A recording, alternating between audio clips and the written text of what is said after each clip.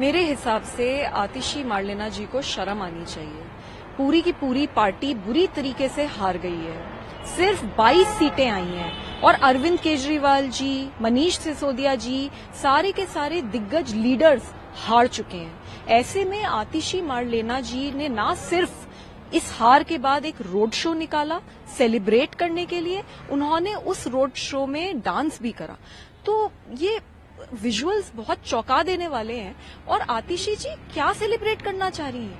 पूरी की पूरी पार्टी की इतनी बुरी तरीके से हार को वो सेलिब्रेट करना चाह रही है। तो मुझे लगता है आतिशी जी को शर्म आनी चाहिए और सत्ता का इतना भी लालच नहीं होना चाहिए कि इंसान इंसानियत ही भूल जाए। जिस तरीके से प्रधानमंत्री ने कल एक भाषण दिया और उसमें उन्होंने कहा कि सीएजी रिपोर्ट जो है फर्स्ट कैबिनेट में टेबल की जाएगी, इन तमाम वादों को आप कैसे देख रहे हैं, क्या चाहते हैं? सीएजी की रिपोर्ट 2016 से दिल्ली सरकार ने विधानसभा में टेबल नहीं करी है, जबकि हर साल जब जब सीएजी की रिपोर्ट बनती है इसको टेबल करना अनिवार्य होता है। जो लोग जन लोकपाल लाने के लिए सत्ता में आए, आज वो लोग जो ऑलरेडी प्रेसिडेंट्स हैं, जो ऑलरेडी कानून हैं, उन तक को इम्प्लीमेंट नहीं कर रहे। 2016 से अगर सीएजी की रिपोर्ट विधानसभा में डाली नहीं है तो सरकार की अकाउंटेबिलिटी कैसे फिक्स होगी? कौन जवाबदेही तय करेगा सरकार की? कितनी शर्म की बात है। तो सीएजी की रिपोर्ट बिल्कुल तुरंत विधानसभा में टेबल होनी चाहिए और उसके ऊपर सख्त से सख्त, कड़ी से कड़ी कार्यवाही होनी चाहिए। आम आदमी पार्टी की इस हार को आप कैसे देखते हैं? कौन से मुद्दे हैं, क्योंकि 62 से सीधा 22, तो कौन कौन से मुद्दे हैं जिस पर आपको लगता है कि पार्टी को हार का सामना करना? मैं ये मानती हूँ कि इतिहास गवाह है, जब जब किसी नारी पर वार हुआ है तो भगवान ने सामने आकर दंड दिया है। तो ऐसा तो हुआ ही है। लोगों के अंदर बहुत गुस्सा है, जो मेरे साथ हुआ उसको लेकर भी, और लोगों के अंदर एक बहुत तीस है, क्योंकि एक बहुत बड़े सपने के साथ हम लोगों ने वोट मांगी थी और आज वो सपना पूरी तरीके से चूर चूर हो गया। आप दिल्ली में कहीं पे भी चली जाइए, किसी भी इलाके में चले जाइए, सड़कें बुरी तरीके से टूटी पड़ी हैं, नालियां ओवरफ्लो कर रही हैं, कूड़ेदान बन गई है पूरी दिल्ली। अलग अलग जगहों पे कूड़ा पड़ा है, सड़कों पे कूड़ा पड़ा है, पानी गंदा सड़ा हुआ काला बदबूदार लोगों के घरों में आ रहा है, यमुना नदी दूषित हो रखी है इतनी ज्यादा, और एयर पोल्यूशन की तो इतनी चरम सीमा है कि आपकी, मेरी और हम सबकी जिंदगी 12 साल घट चुकी है सिर्फ और सिर्फ दिल्ली सरकार की नाकामी की वजह से। तो मुझे लगता है कि इस बार जो इलेक्शन है वो बहुत मूलभूत इश्यूज के ऊपर लड़ा गया है और लोगों ने गुस्से में वोट करा है। आप भी इस चुनाव के दौरान अलग अलग इलाकों में जा रही थी, वहाँ की समस्याएं दिखा रही थी, तो आपको लगता है वो भी एक कहीं ना कहीं काम किया है आम आदमी पार्टी को हराने में, या जो मुद्दे रहे लोगों ने वोट नहीं दिया? मैं एक मेंबर ऑफ पार्लियामेंट हूं और मैं ये मानती हूं कि चाहे वो मेंबर ऑफ पार्लियामेंट हो, चाहे मेंबर ऑफ लेजिस्लेटिव असेंबली हो, चाहे वो काउंसलर हो, जो भी पब्लिक रिप्रेजेंटेटिव है, उनकी जिम्मेदारी बनती है कि अपने एयर कंडीशन घरों और दफ्तरों से निकलकर उनको जनता के बीच में जाना चाहिए और जनता की समस्याओं को उजागर करके जनता की मदद करनी चाहिए। मैंने संविधान की शपथ ली है कि मैं दिल्ली के लोगों की सेवा करूंगी।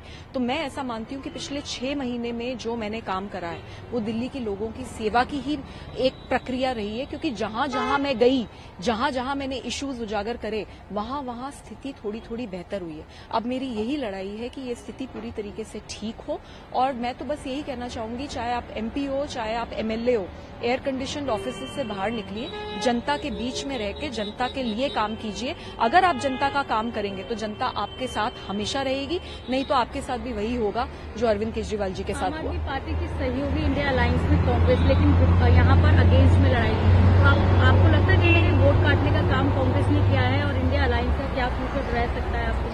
अरविंद केजरीवाल जी की जो पॉलिटिक्स है वो बड़ी पॉलिटिकल कन्वीनियंस की पॉलिटिक्स है, वो कोई विचारधारा की पॉलिटिक्स नहीं है। जब अरविंद केजरीवाल जी को कांग्रेस पे प्यार आता है तो वो साथ हो जाते हैं, जब अरविंद केजरीवाल जी को राहुल गांधी से खुंदक होती है, गुस्सा आता है, तो वो हम सब पे एक प्रेशर बनाते हैं कि राहुल गांधी के खिलाफ स्टेटमेंट्स दो और लड़ाई करो। मुझे एक बात बताइए कि अरविंद केजरीवाल जी ने हरियाणा में लड़ने का क्यों निर्णय लिया? हम सबको पता था कि जमानतें जब्त होंगी, फिर भी हम हरियाणा में जाकर लड़े सिर्फ और सिर्फ इसलिए क्योंकि कांग्रेस को सबक सिखाना था। और कांग्रेस, क्योंकि आम आदमी पार्टी ने लड़ाई लड़ी हरियाणा में, तो कांग्रेस वहां पे हार गई।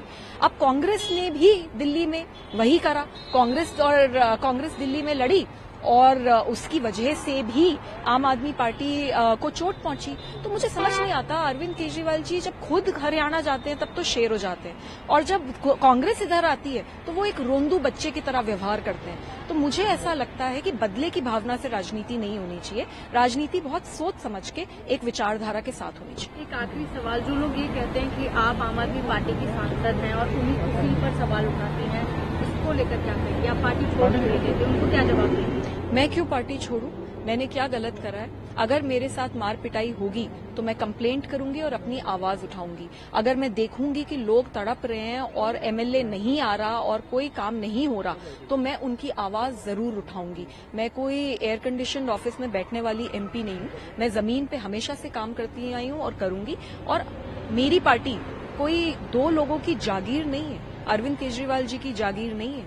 ये पार्टी मेरे भी खून और पसीने से बनी है। 2006 से लेके अब तक मैंने जमीन पे संघर्ष करा है और इसलिए मैं एमपी बनी हूं। तो मैं क्यों पार्टी छोड़ूं? जिसने पिटवाया है, जिसने गलत करा है, जिसने अत्याचार करा है और जिसने जनता के काम नहीं करे, उनको पार्टी छोड़नी चाहिए।